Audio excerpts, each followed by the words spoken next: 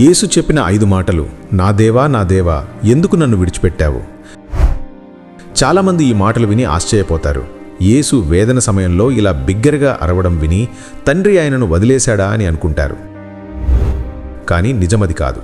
యేసు ఆ మాటలు చెప్పడం ద్వారా ఒక గొప్ప మర్మాన్ని శిలువ మీద జ్ఞాపకం చేస్తున్నాడు. యేసు శిలువ మీద ఉన్నప్పుడు హిబ్రూ లేదా అరామిక్ భాషలో ఏలీ ఏలీ లామా సబక్తాని అని అన్నాడు. అంటే నా దేవా నా దేవా ఎందుకు నన్ను విడిచిపెట్టావు? ఇది కేవలం ఒక మాట కాదు.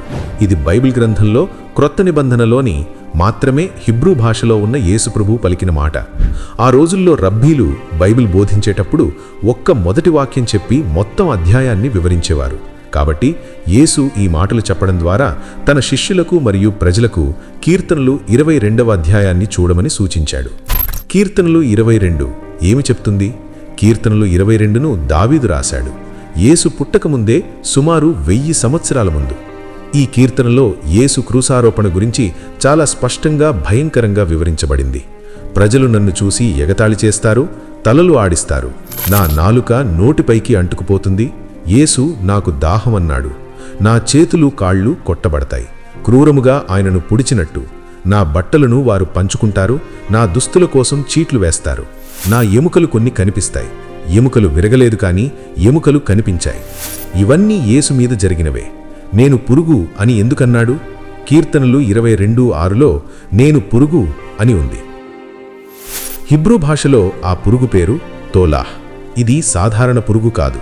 ఈ పురుగును నొక్కితే ఎర్రటి రంగు అంటే క్రిమ్సన్ లేదా స్కార్లెట్ వస్తుంది. ప్రాచీన కాలంలో దుస్తులు తెరలు రంగు వేయడానికి ఈ పురుగును నలిపి ఉపయోగించేవారు. బైబిల్లో ఎర్ర రంగు ఎప్పుడూ పాపాన్ని సూచిస్తుంది. పాత నిబంధనల్లో పరిశుద్ధ స్థలం తెరలో ఎరుపు రంగు ఉండేది. రాహాబు ఇంటి కిటికీలో ఎర్ర తాడు కట్టింది. ఆమె కుటుంబం రక్షించబడింది. యేసును ఎగతాళి చేసేటప్పుడు సైనికులు ఎర్ర రోబు వేశారు. యేసు క్రూసారోపణలో తోలాహ్ పురుగులా నలిగిపోయి తన రక్తం అనగా ఎర్రటి రంగుకు సాదృశ్యమైన రక్తం కార్చి మన పాపాలను తీసుకున్నాడు. అందుకే యెషయా 1:18లో దేవుడంటాడు, మీ పాపాలు ఎర్రగా ఉన్నా మంచులాగా తెల్లగా అవుతాయి. కీర్తనలు 22 ఎలా ముగిస్తుంది? కీర్తన ప్రారంభం బాధతో మొదలవుతుంది, కానీ చివరి భాగం పూర్తిగా విజయంతో ముగిస్తుంది. భూమి అంతటా ఉన్న ప్రజలంతా దేవుణ్ణి గుర్తు చేసుకుంటారు. అన్ని రాజ్యాలు, అన్ని కుటుంబాలు ఆయన ముందు సాష్టాంగపడతారు. ఇంకా రాబోయే తరాలు కూడా ఈ సంఘటన గురించి వివరిస్తారు. అంటే యేసుక్రీస్తు శిలువ మీద ఆ మాటలు చెప్పడం ద్వారా ఏమంటున్నాడు? ఇప్పుడు నేను చాలా వేదనలో ఉన్నా చివరికి విజయం నాదే అని. ఈ వేదన ద్వారానే విజయం వస్తుంది. యేసుక్రీస్తు ఓడిపోయినట్టు కాదు. ఆయన పూర్తిగా తండ్రి అధీనంలో ఉన్నాడు. శిలువ మీద కూడా ఆయన బోధిస్తూనే ఉన్నాడు. మనకు ఈ వివరణ ఏం నేర్పిస్తుంది? మనం కష్టాల్లో ఉన్నప్పుడు దేవుడు నన్ను వదిలేశాడా అని అనుకోవద్దు.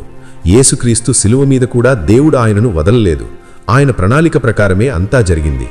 మన పాపాలన్నీ యేసుక్రీస్తు వద్ద విడిచిపెడితే ఆయన మనకు క్షమాపణ మరియు నిత్య జీవాన్ని ఇస్తాడు అని.